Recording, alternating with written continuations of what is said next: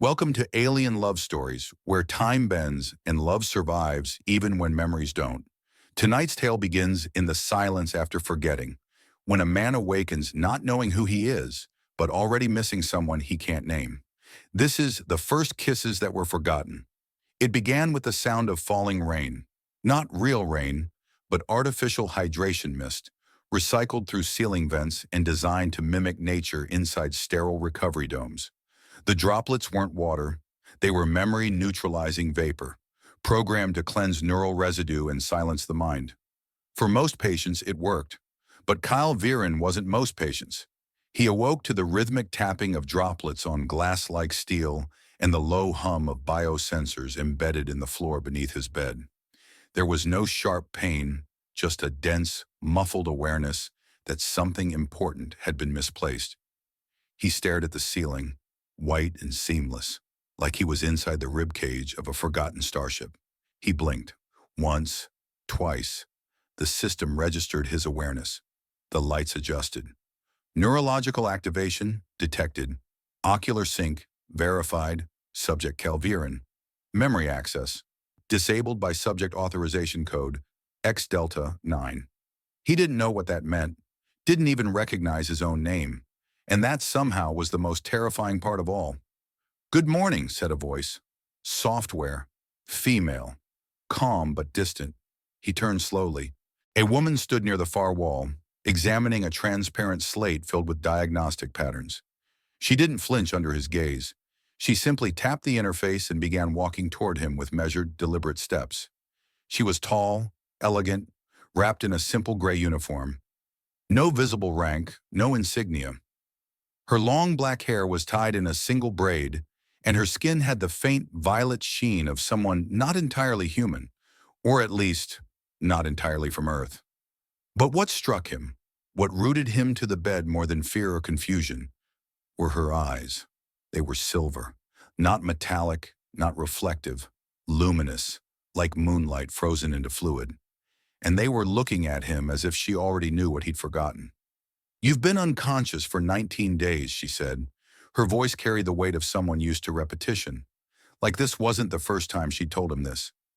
"You were injured in a sub-cavern collapse during a dig operation in the Orion Drift. A support beam pierced your shoulder and fractured 2 vertebrae. But what we're most concerned about is the memory event." He sat up slowly, body protesting with dull, unfamiliar aches. "Memory event," she nodded. "You initiated a full cerebral lockdown. Voluntary neural partition. You gave the order before you lost consciousness." She paused. "And you instructed us not to give you the reason why." Kyle stared at her. "Why would I do that?" There was a beat of silence before she answered. "You didn't say. You only gave us a code and a name." He leaned forward. "What name?" She didn't answer. Not right away. Instead, she reached into the folds of her uniform and produced a small card, glass-like, but flexible. She handed it to him. On it was written in his own handwriting, "If I forget her, don't let me find her too soon." Kyle blinked. The words made no sense, and yet his chest ached. "I'm Naira," she said quietly, as if the name itself might disrupt something sacred. "I'm your assigned memory companion. I'll help you recover what you need and leave behind what you chose to forget." She offered him her hand. Out of habit or politeness or instinct, he reached out. Their skin touched, and the world shattered, not with sound, with sensation. His breath caught. The temperature of the room dropped. Time didn't stop, but it lurched, and in the space between seconds, something happened inside him. A memory, not a full one, just a flicker, a single moment. Lips brushing against his, a hand on his cheek. 2 hearts pounding against the backdrop of something burning. A whisper. "You said you'd remember even if I didn't." Then just as fast, it vanished. He pulled his hand back, gasped. Nira looked at him, unfazed, as if this had happened before. Cal stared at her, voice trembling. "What was that?" "A fragment," she said softly. "It happens when something beneath the erasure tries to surface." "You mean I just remembered something?" She nodded. "But you don't know if it's real. That's the price of voluntary deletion. When you choose to forget, You give up the right to know what's true. Before he could respond, the door to the chamber hissed open, and in walked another woman. Shorter, warmer, hair like copper fire, coiled in two loose buns. Her skin was golden tan, and her smile lit up the sterile room like a sunbeam that had wandered into a hospital. Kael! She ran to him without hesitation, wrapping her arms around him like someone who'd done it 1,000 times.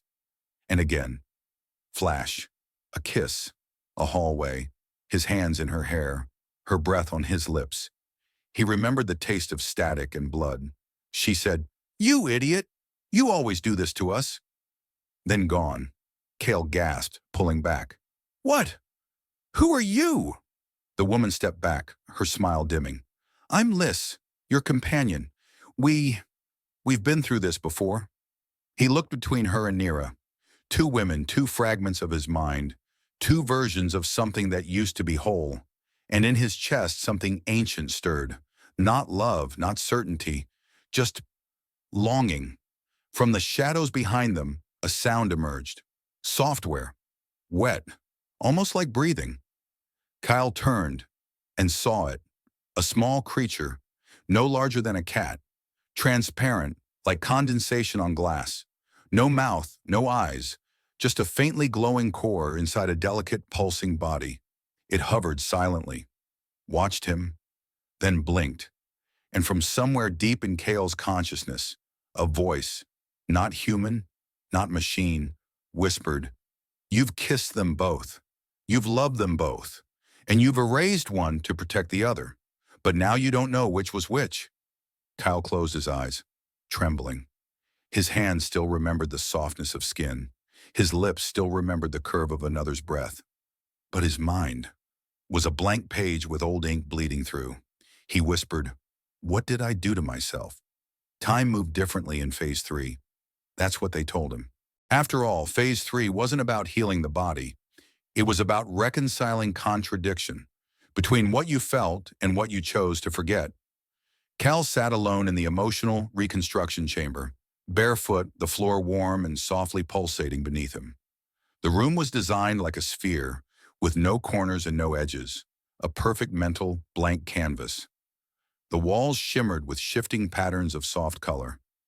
Teal when he was calm, amber when uncertain, violet when anxious. Currently, they pulsed with gray. That was new, unlabeled, unclassifiable, just like his memories. Across the room, two chairs sat equidistant from him. On the left, Nira, composed, still as a sculpture, her silver eyes watching him like she was afraid to breathe too loudly.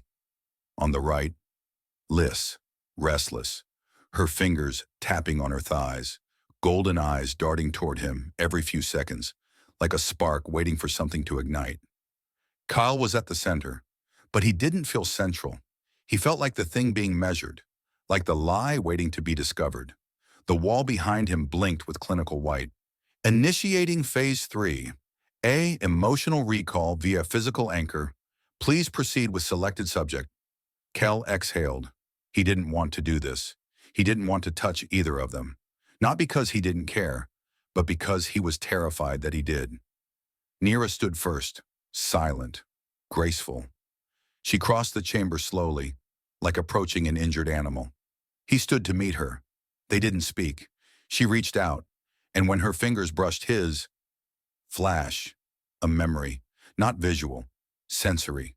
They stood under a fractured sky, ash falling around them like petals. She pulled him close by his collar, kissed him, their foreheads pressed together. She whispered, "We only get this one night. You promised to remember me when the stars turned black." Then, gone. Kael gasped as the memory receded. Nira was still in front of him, but her eyes shimmered. She turned away before he could ask. Emotion registered, stability, 88%, authenticity, 94%. The AI's voice was cold, mechanical, but Kael could feel something else, the afterglow, the ache of truth, or maybe the memory of it. Liz stood next, faster, eager. She walked like someone who knew how the scene should end and was just waiting for him to play along. She touched his hand. Flash, same sensation, same ash-filled sky, same kiss, same words, even the same pattern of her fingertips against his neck. Kael ripped his hand away, shaking. No, wait, Liz blinked. What? That was the same. Exactly the same.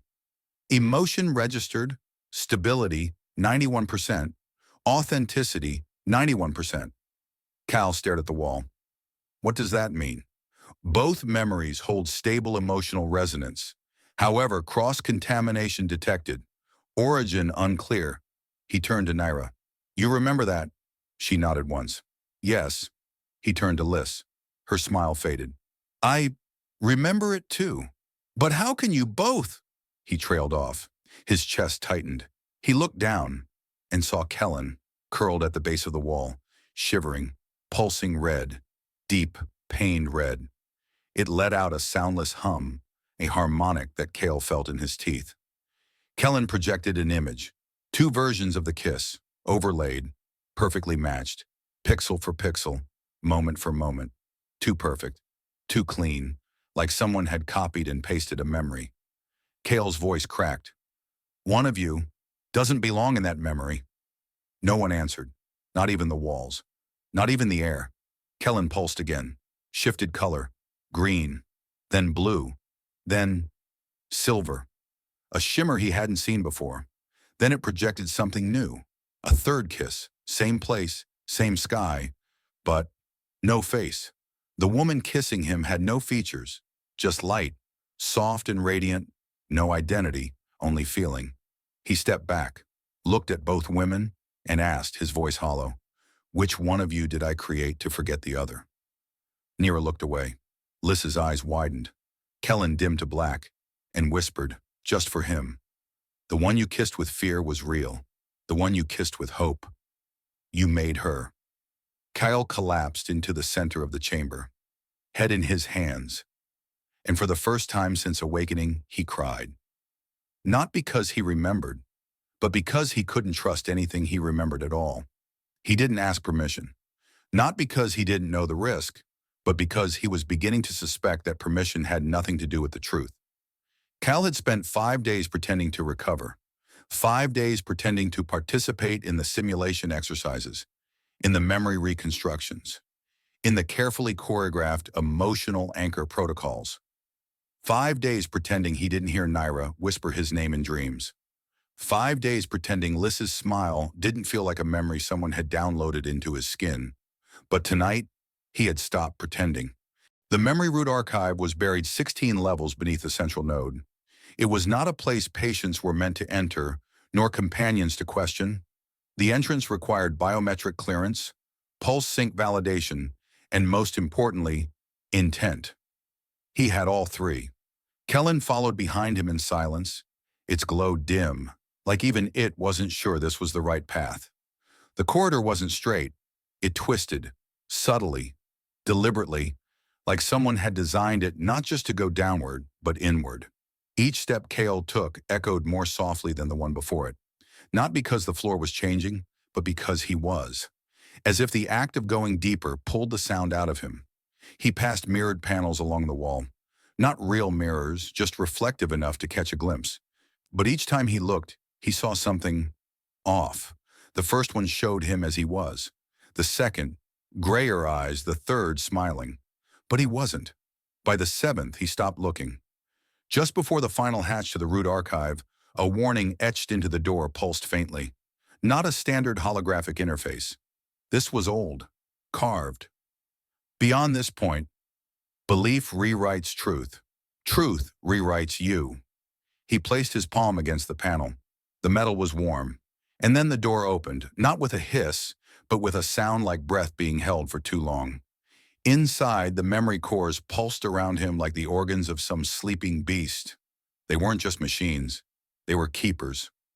Kael approached the central terminal and keyed in his access. The lights flickered, and then the floor beneath him shifted. Not physically, but tonally, like the room acknowledged his presence with discomfort. Authorization granted. Subject, Kael Viren. Welcome back. You've been gone 211,744 seconds. Your pain index has increased 17%. That is expected. He ignored it. Typed, search, kiss plus memory plus root.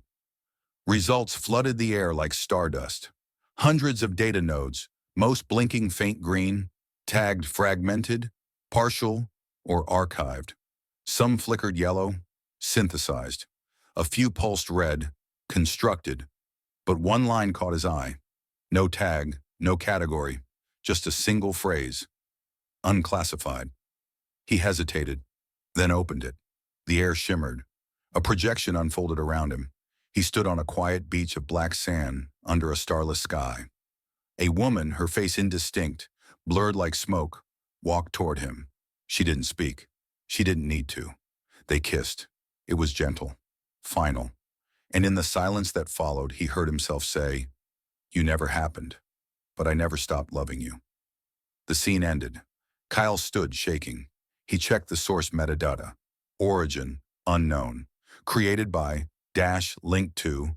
None-time signature, inconsistent. Authenticity, The system didn't even recognize the memory. It couldn't categorize it, which meant it hadn't been archived, which meant it hadn't been erased, which meant it had never existed. He opened more. Liss's kiss under a hospital light, time-stamped, verified, but linked to no physical event.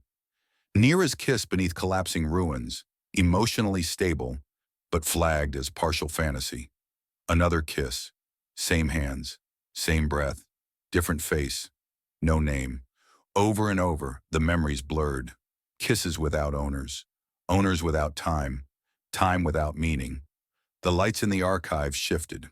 Kellen pulsed behind him, and Kael felt pressure settle in his chest like regret made solid. He turned to face the mirrored data cores, and one opened. Not like the others. This one didn't unfold. It breathed. Kael stepped toward it and saw himself, not as he was now, but younger, smiling, kissing someone with no face, someone whose absence was more vivid than her presence. And yet, his heart beat faster, because somehow, he loved her anyway. The corridor darkened. Kellen floated closer. Its glow flickered between shades Kael couldn't name. Then it projected a memory, but not from the past, from hope. Kael stood beneath a pale blue tree on a world he'd never seen. The woman beside him kissed him. She had no voice, but he heard her anyway. "You only forgot me because I let you." Kael's knees buckled. He fell, because now he understood. He hadn't erased her to forget her. He had erased himself, to protect the part of him that still believed she was real. The archive lights flashed. Alert. Subject in cognitive breach. Emotion threshold exceeded. Emergency override. Phase lockdown initiated. Kael shouted, "No! I came here to remember, and I'm not leaving without the part of me that knew how to love." He grabbed Kellen, pulled the little creature to his chest. It pulsed once, softly. The memory cores began to vibrate, and from the center something rose. A new file, suspended in light. Just 3 words. "Please find me." Kael reached out, slowly. His fingers trembled. He touched it, and the world shattered into white. Kael didn't remember falling. He only remembered the white. It had no weight, no sound, only silence that wrapped around him like forgotten breath, heavy and slow, like the pause between 2 names about to be spoken. Then, warmth. His body stirred. His senses returned like echoes, a soft surface beneath him, not sterile, not cold. Something softer than hospital sheets, warmer than memory. Then blinking lights, diamond soins familiar, and a heartbeat, not his own. "Kellen?" he whispered. No answer. Only the faint flicker of silver light in the corner of the room. He sat up, alone, still in the root archive chamber, still surrounded by silent data pillars. But something had changed. The entire archive was dark, dead, as if, after showing him the truth, it had shut down, or been shut down. He stood slowly, muscles aching. The central console, where the final file had hovered, was gone. No projection, no sound. Nothing left but a single word pulsing faintly on the wall behind him. Exit. He left without hesitation. The corridors above were quieter than before. Too quiet. No voices. No AI alerts. No distant hum of sterilizers or atmospheric recyclers. Kael moved like a ghost, and no one stopped him. No guards, no medical droids, just emptiness. It felt planned, like someone wanted him to leave, or expected him to. When he reached his quarters, Kellen was waiting. The creature hovered in the center of the room, smaller now. Its glow pulsed gently, pale blue like a soft apology. Kyle knelt in front of it. "You followed me," he said. It pulsed once. Affirmative. He touched its side. It was warm, almost breathing. "I need to go," he whispered. "I don't know where, but wherever she is, the part of her I couldn't erase, that's where I need to be." Kellen rotated once, then projected a soft pulse into the room. A map, but not of systems, not of planets. A frequency field. Long, wide, disordered, marked at the center. Zone 0, mute layer, forbidden region. Kyle blinked. "The Tang Mu," he whispered. "The place where no signal survived, where memory backup failed, where time wandered. The perfect place to hide something you weren't supposed to remember. The perfect place for a memory that never happened." He boarded his old scout ship before sunrise. Didn't leave a message. Didn't file a flight plan. Just him, Kellen, and the silent hum of a ship no longer tracked by any network. The journey took 11 hours, and one long breath. As he entered the atmosphere of Zone 0, every system blinked red. Navigation scrambled. Clock lost sync. AI muted. Gravity field inconsistent. He smiled. "This must be it." Kellen floated to the glass, glowing slightly stronger. As if the closer they got, the more certain it became. The planet had no name, only numbers. KA57713. He called it the place he forgot to remember. The surface was a dead gray. Not desolate, silent. Not abandoned, unwritten. He stepped into the windless air, every footstep sinking slightly into dust that shimmered like crushed glass. There were no animals, no cities, but there were structures, ruins, number not ruins, traces, stone formations curved like forgotten sentences. He passed under a crumbling archway and felt it. A breath, a flicker, a memory that didn't belong to him, but still wanted to be held. Kellen followed closely, now glowing steady blue, like it remembered the way. Hours passed. He wandered aimlessly. No destination, just following the pull of something older than language. Then, he saw her, from behind, standing by a column of glass, hair drifting in the air, even without wind, skin pale like morning fog. She didn't move, didn't flinch, didn't speak, but Kael felt it. The silence between them was not empty. It was full of all the things neither of them could remember saying. He took a step. Kellen hummed. One long, trembling note. She turned, her face unfamiliar, and yet his heart surged, like recognizing a song you've never heard before. She blinked, spoke. "I don't know you," she said. "I know," Kael replied. Silence. Then, "But my chest hurts when I look at you." Tears filled his eyes. He smiled and stepped closer. "I came because something told me you were still waiting." She didn't answer, only tilted her head, as if the words moved something inside her. A shape, a feeling, almost a name. He sat beside her. Kellen hovered above them both, then slowly settled into her lap. She looked at it, touched its soft shell, then gasped. Because the moment she did, her pupils dilated, her breath caught, and in that flicker, she remembered a kiss. Just one, nothing else. Not where, not who. Just the feeling of lips pressed to hers like a vow made across lifetimes. She covered her mouth. "I don't know why I know that," she whispered. Kael looked at her, eyes shimmering. "You don't have to." They stayed that way, not touching, not moving, just breathing. And slowly, her eyes met his again, this time without fear, this time with wonder. I don't know my name, she said. Kael replied, voice barely a breath. But I know the way you smile when you're about to say goodbye. She blinked and smiled. Software true. Then whispered, so please, don't say it this time. The wind never changed direction here. That was the first thing Kael noticed as the days passed. No gusts, no shifts, just a constant, steady breeze, soft as breath, persistent as longing, moving through the valley like it had no place else to go. He had stopped marking time. There were no clocks, no stars he could track. The sky was always a silver-blue haze, light with no sun, day with no shadow. The silence was not oppressive. It was expectant, like the world was waiting for someone to speak first. Kyle hadn't said much since she arrived.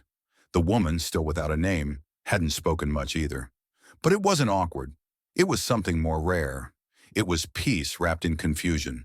Sometimes peace and pain sit beside each other and agree not to make noise. They shared meals made of soft fruit and dried ration packs from his bag. She ate slowly, always with both hands, as though every bite might tell her something about herself. He watched her quietly, always from the side, never for too long.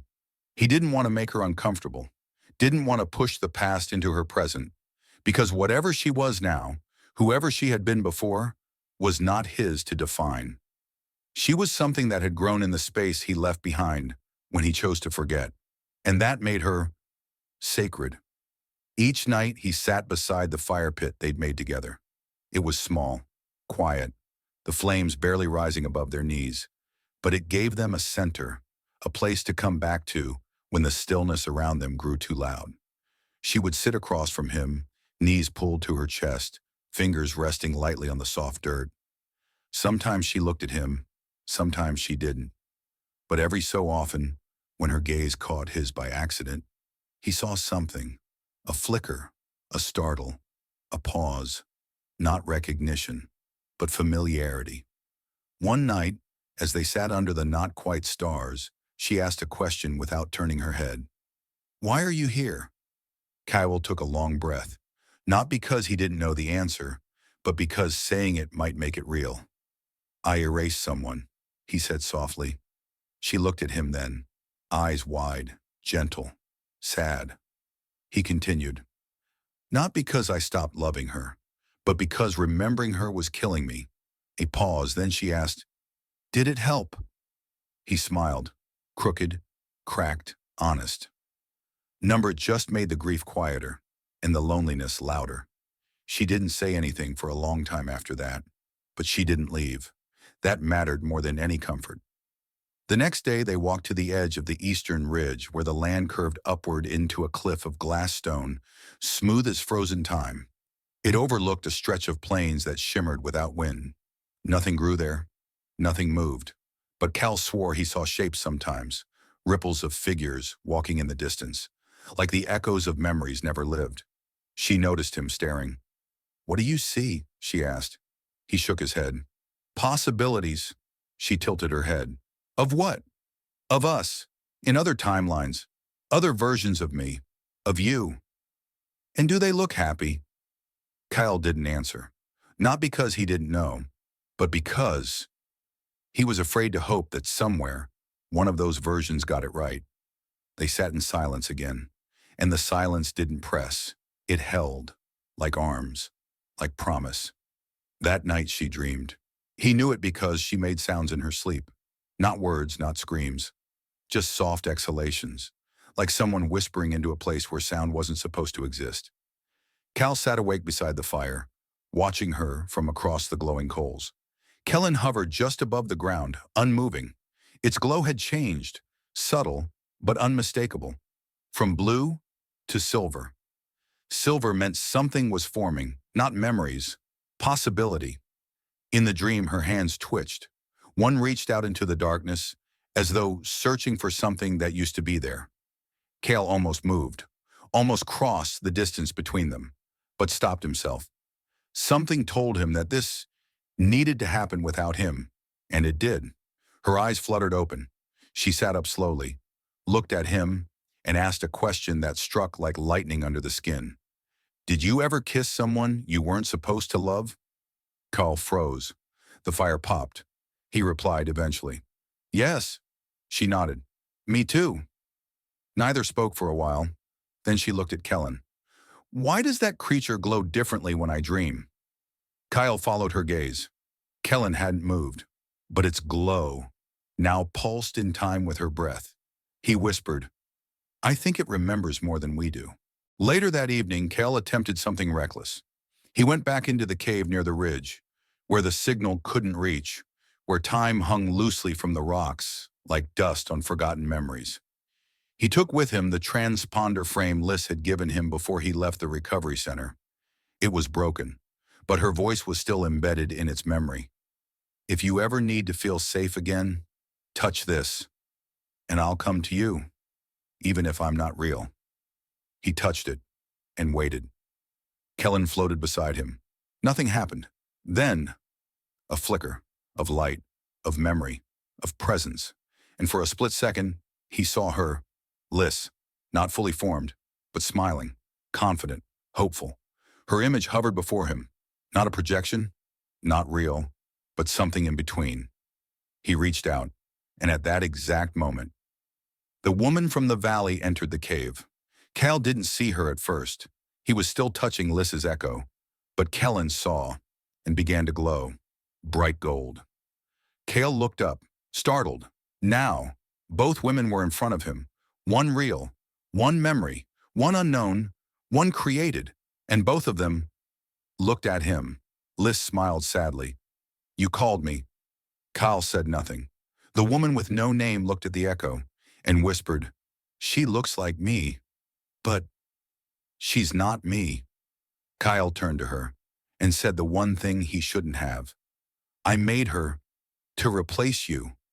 Her face didn't change, but her hands fell to her sides, softly, like defeat.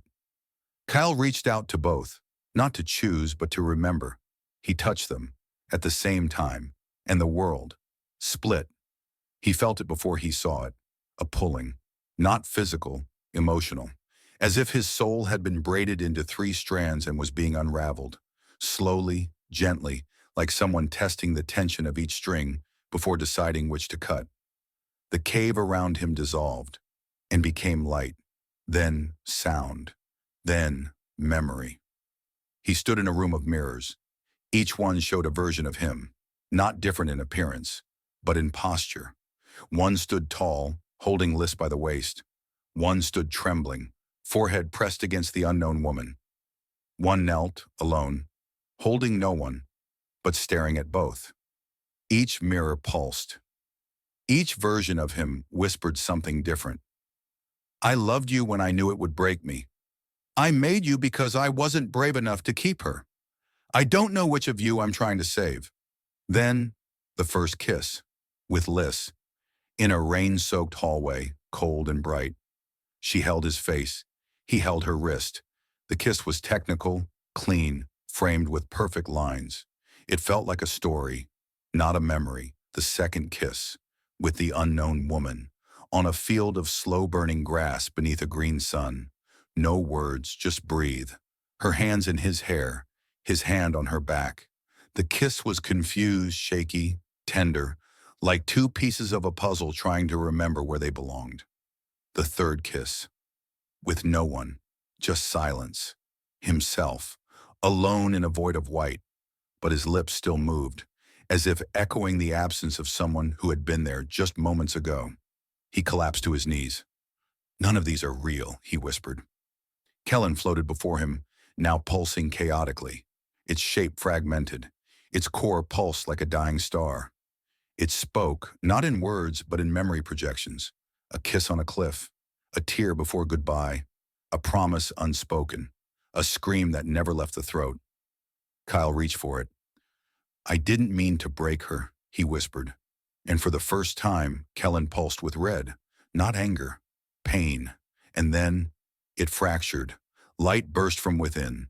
Pieces of silver, gold, and blue scattered through the cave, illuminating the walls with fragments of Kael's own forgotten longing. Kellen screamed, a sound like a child being born and an entire galaxy dying at once. And then, from the center of the collapse, a figure began to form.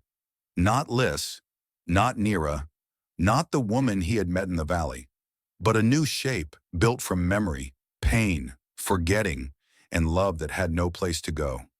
A woman made of fragments, incomplete, but glowing, breathing, alive.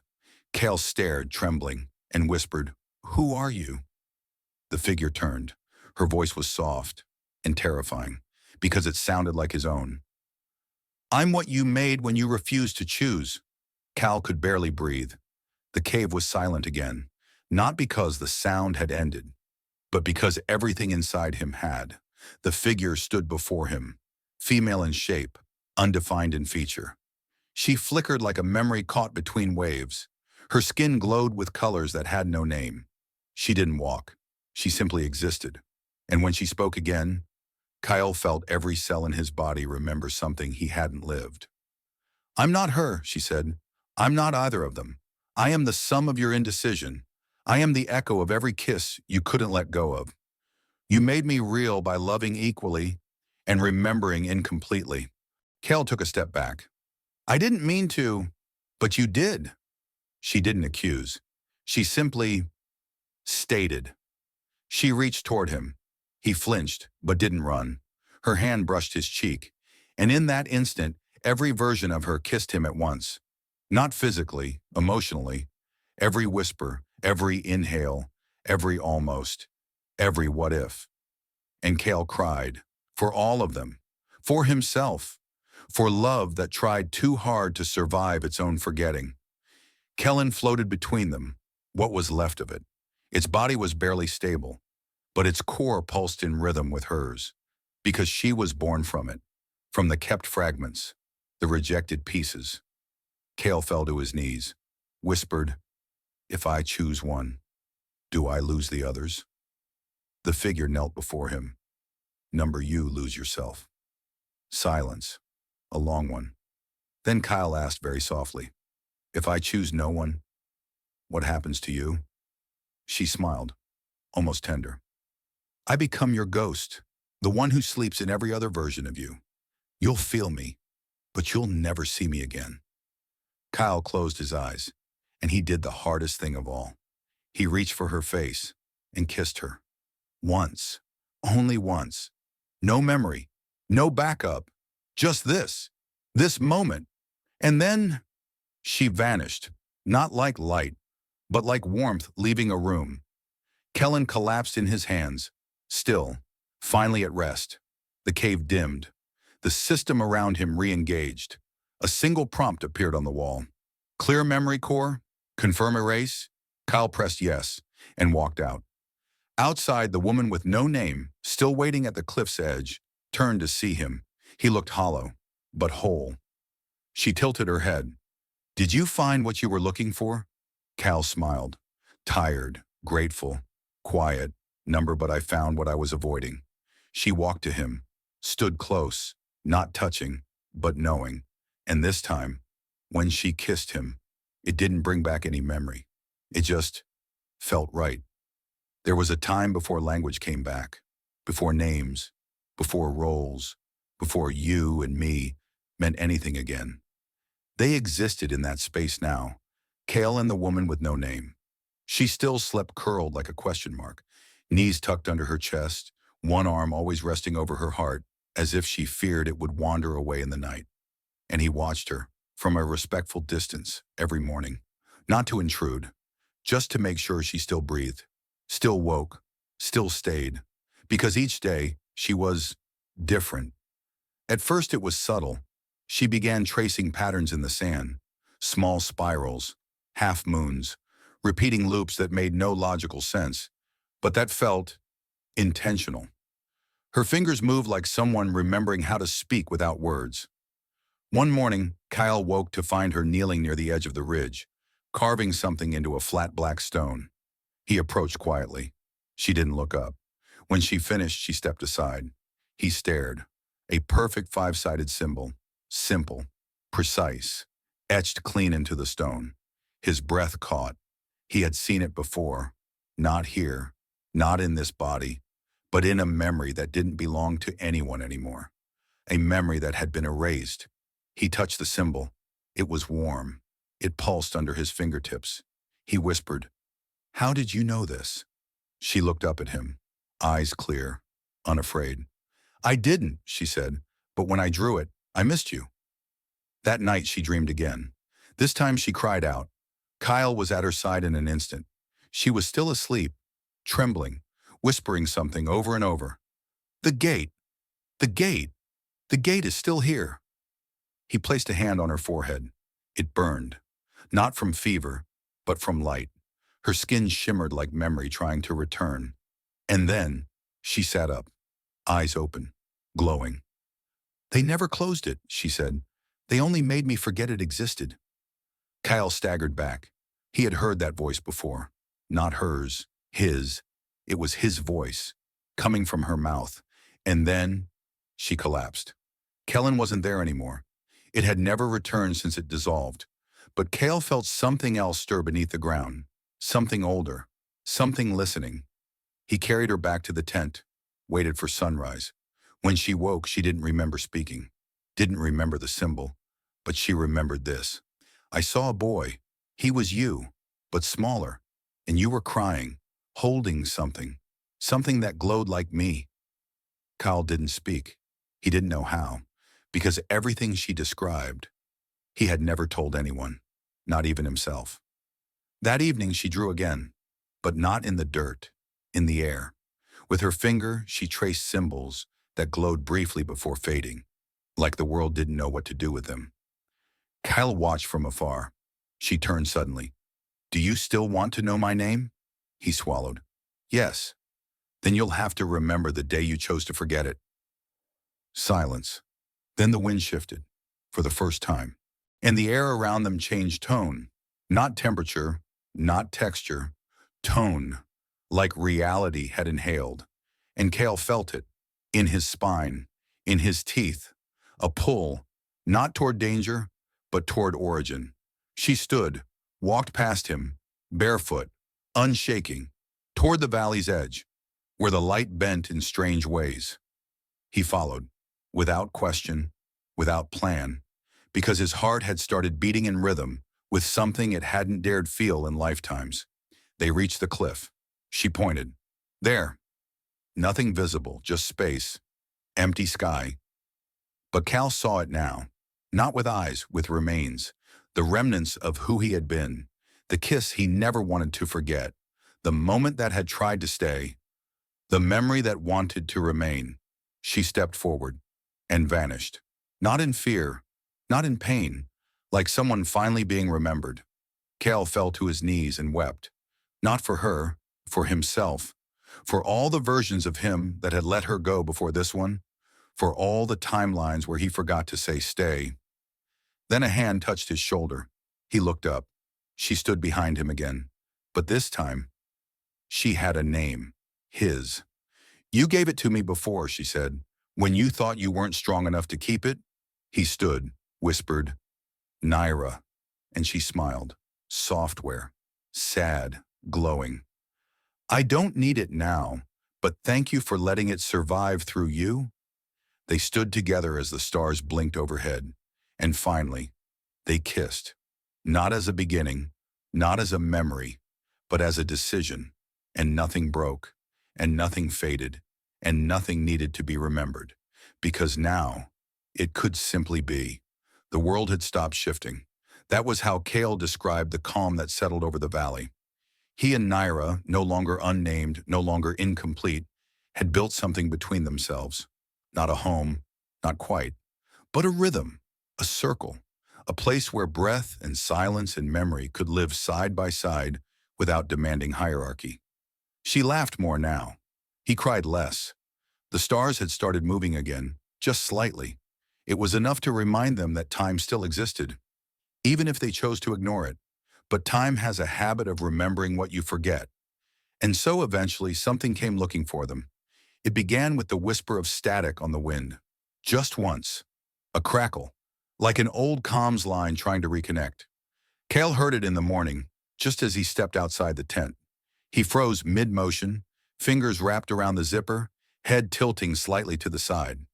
It was gone in a second, but it had been real.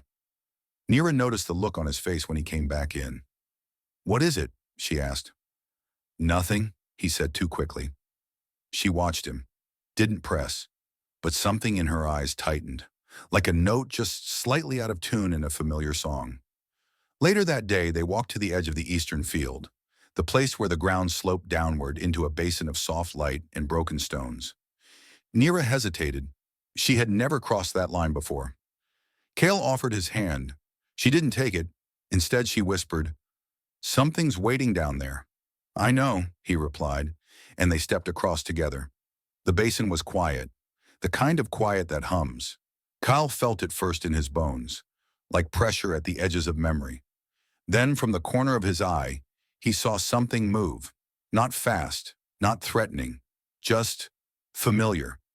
A figure tall, broad-shouldered, wearing the same jacket Kael had worn when he first arrived here. Only, it wasn't him. Not exactly. The figure turned, and Kael gasped.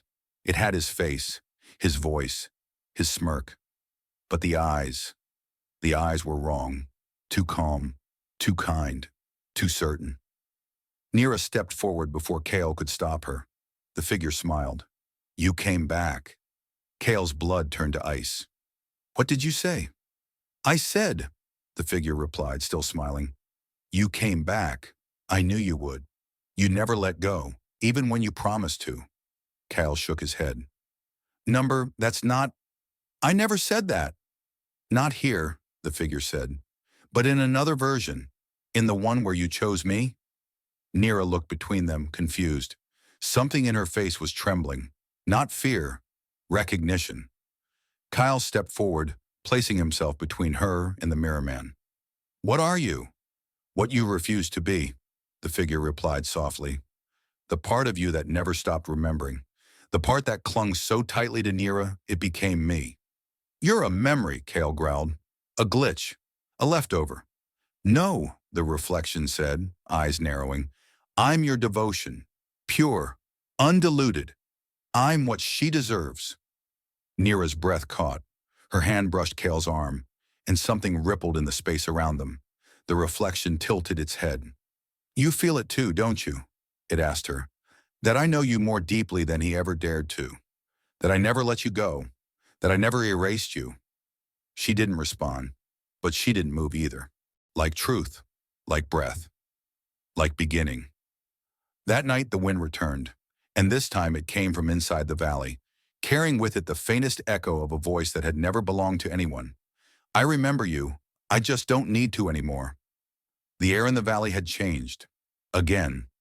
But this time it wasn't a shift in pressure or temperature. It wasn't about the way the wind curled through the grass or how the light faded differently against the cliffside. It was deeper, subdermal, like the land itself was adjusting to them, to their presence, to their choice to stay. Kael felt it first in his fingertips.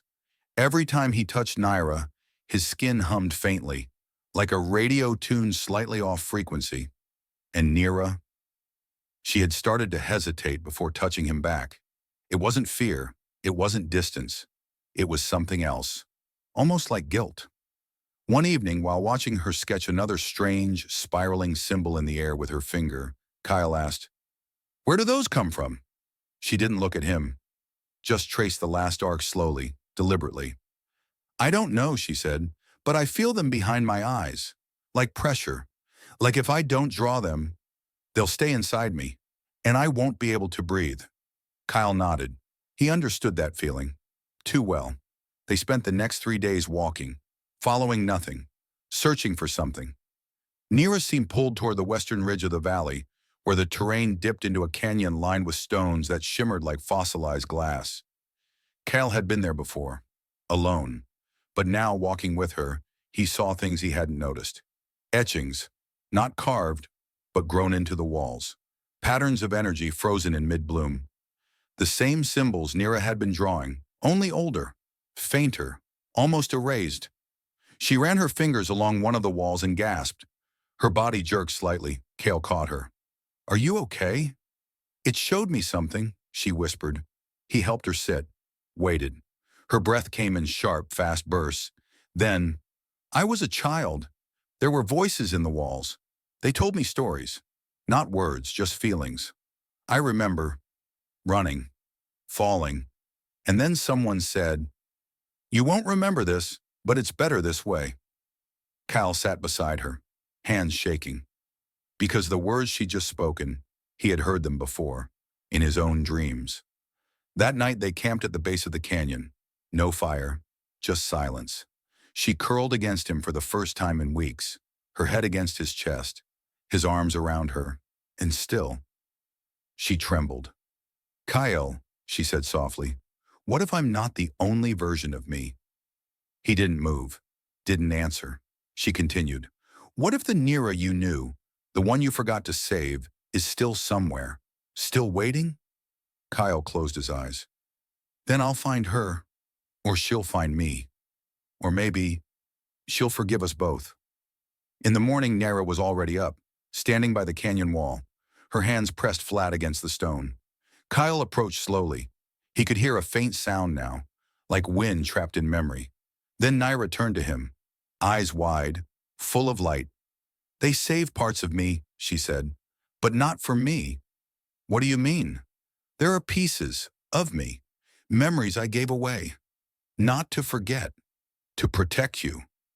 Kael's heart skipped. "You gave them away?" She nodded.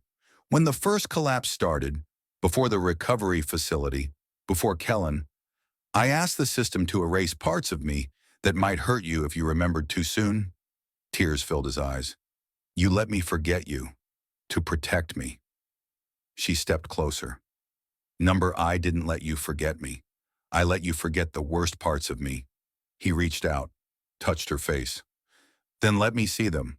She hesitated, then placed his hand against her chest. And for the first time, Kyle saw her memories, not as visions, not as flashes, but as feelings. He felt the moment she cried alone in a sealed transport bay, clutching the last message he'd ever sent.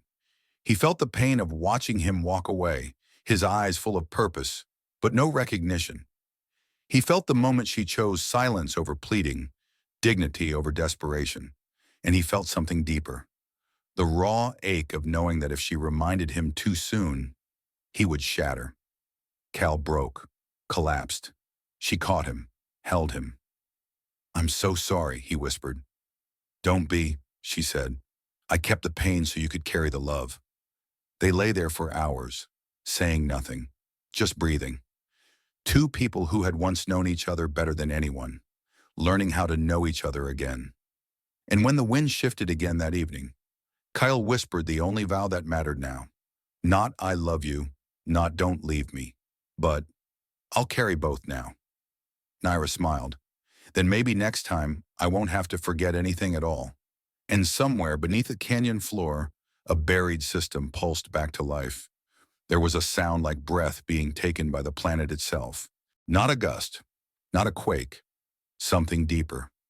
A resonance that came from beneath their feet, beneath the rocks, the dust, the centuries of stillness. As if something old had been listening all along. Kael and Naira stood motionless at the canyon's edge. The wind had died again, but now it wasn't peaceful. It was holding its breath, and so were they. The moment Kael whispered, "I'll carry both now," the pulse came, faint at first, then building. The ground didn't shake, but the air shifted, vibrating with memory. Real memory, ancient memory. Kael felt it hit his chest like the shadow of a forgotten promise. Nira clutched his hand. "It's starting," she whispered. "What is?" She looked up at him. "What we locked away." He blinked. "You remember?" "Not yet, but I remember that I used to remember." They walked. The stone beneath them changed with each step, growing smoother, darker, until it wasn't stone at all, but a kind of vitrified surface that reflected the sky behind them, not the sky above. Like time had folded inward.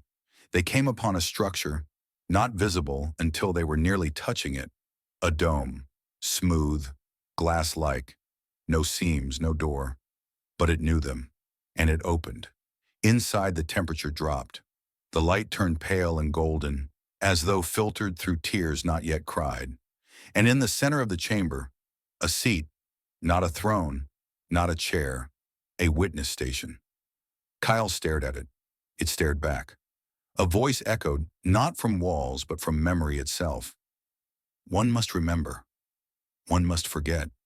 One must carry. Nira froze. Her eyes fluttered shut. When they opened again, they were brighter. Not glowing, not possessed, just knowing. This is where it happened, she said. Where what happened? Where I asked to be forgotten. Where you volunteered to carry the cost. Where we tried to split memory down the middle. Kael sat slowly on the witness station. It molded to him, accepted him, and then it began to show. Not visions, not holograms, not stories, but lived memory. He was suddenly in a hall made of echoing stone and light. A tribunal stood before him, not of people, of forms, constructs made of emotion and intelligence, voices that felt like his childhood, eyes that looked like grief. The memory must not die, one had said, but the mind cannot survive the burden, another added. Then divide it, Kael had said so long ago. Place the love in her, the logic in me, and bury the pain somewhere we cannot reach. Now he remembered. He had asked to forget. He had built the choice, not for love, but for survival. Because the truth was, they had not simply fallen in love. They had witnessed the end of their civilization, and their love was the last thread keeping history from unraveling into nothing. Back in the chamber, Kael sobbed. Nira held his shoulders. She didn't cry. She remembered. You were the last archivist, she said. I was the last historian. We weren't supposed to love each other, but we did, and that made us remember too much. He looked up at her, eyes raw. Then what happens now? She smiled sadly. Now, we finish it. She stepped back and kissed him, not passionately, not desperately, but to complete the circuit. And the chamber responded. Light flowed from their mouths to the walls, the floor, the air. The dome pulsed and began to unlock. Kael heard voices, thousands, millions, not screaming, remembering. He heard names of people who had died before they were born. He heard the story of the star's first breath. He heard children laughing during the collapse. He heard himself, whispering to Nira lifetimes ago, if we ever forget this, it means we survived it. But if we remember, then we have to tell the truth. He opened his eyes, the chamber was gone. Nira was in front of him, smiling, more whole than he'd ever seen her. You're not just Kael anymore, she said. Then who am I? She touched his chest. You are the memory, and the one who chose to carry it. They walked out together, into the valley. And the stars were not just stars anymore. They were letters, sentences, a language of history waiting to be spoken again. And as they walked, Kael whispered, Will you forget me next time? Nira laughed softly. Number next time, you'll forget me. And they walked on, hand in hand, carrying the weight of what once was and the light of what was never meant to die. The sky changed color slowly now. Not like before, when the light seemed to hum in endless sameness. Now it moved like breath, like sleep, like forgiveness. Kael and Nira stood at the edge of a rise, their shadows long, their hands intertwined loosely, not holding, just touching. Enough to remind the air that they were still there, still real. Below them, the valley shimmered with something new. It wasn't dew, wasn't light. It was memory turned gentle, like it had finally stopped fighting. Kael exhaled slowly. It's quiet, Nira smiled. That means it's safe. For how long? Long enough for us to mean it. They had spent the last 3 days wandering, not to search, but to feel. The ground no longer pulsed with questions. The stones no longer hummed with withheld stories. They were no longer being tested. They were simply being. At night, they lay beneath the stars, watching the constellations rearrange themselves. Each formation a fragment of an old word, an extinct sentence, a thought never spoken. And Nira whispered to him, somewhere in another version of this place, we failed. We let go too soon. We forgot too fast. But here we stayed. Kyle turned to her. Do you think they'll find us? No. Do you want them to? She paused. No. On the fourth morning, a soft tone echoed across the valley. Not sharp, not urgent, but curious. They followed it to a ridge of cracked white stone. A doorway had appeared, tall, narrow, covered in symbols neither of them could read, yet both understood. It was an invitation, a question, a path that didn't exist until someone accepted it. Cal placed his hand on the edge. It shimmered. He looked at Nira. If we go through, we start again. I know. We won't remember this. No, she said, but we'll feel it. They didn't speak again. Didn't need to. They stepped through the threshold together, and the light folded inward, swallowing them not with violence, but with mercy. Somewhere else, in a room made of rhythm and warmth, a man and a woman opened their eyes at the same time. They didn't know each other's names, didn't know how they had gotten here, but when their eyes met, something clicked. Not a memory, not recognition, just rightness. They spoke, laughed, shared water from the same vessel, and hours later, as they watched a pair of twin suns dipping behind a horizon neither had seen before, she leaned her head against his shoulder and said, I don't know what brought me here. He replied, maybe forgetting was what finally made space for us to begin. And that night, as the air shimmered with the echoes of lives no longer needed, they kissed, slowly, without pressure, without fear, without history. And in that kiss was the story of a valley that had once held everything too tightly and had finally let it go. Not every love ends with a vow. Some end in silence, some in forgetting, but the rarest are the ones that circle back after everything has been lost and choose each other again. This was The First Kisses That Were Forgotten. Thank you for listening to Alien Love Stories.